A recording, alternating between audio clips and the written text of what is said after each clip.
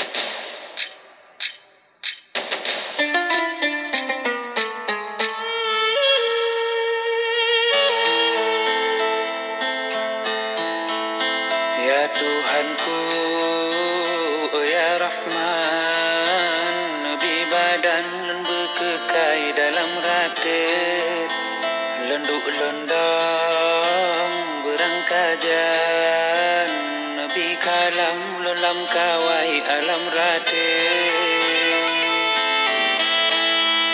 Ya Tuhanku, aleh pajan, roh panggilan bermebekai lengan ratit, anasido yang tu ojan, micok pulang bilon biwang sajan ratit, takun ji ojino tono takun Tuhan sehingga takun sakit hangkang surat, takun mangat kau ternyata.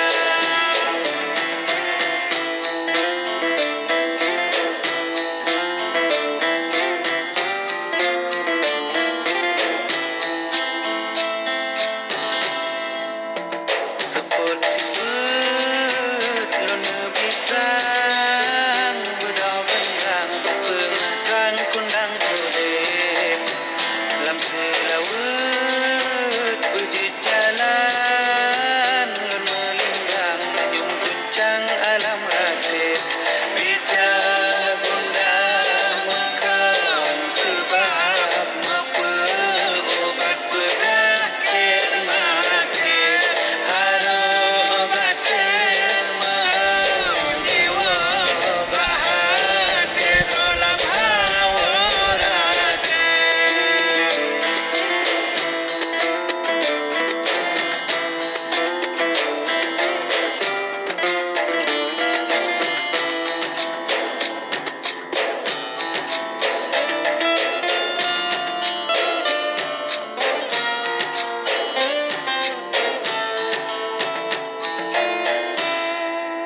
Ya Tuhanku, oh ya Rahman, Nabi badan Hadirin yang dirahmati Allah, kesufian adalah untuk tidak membangsakan sesuatu kepada diri kita dan lain diri.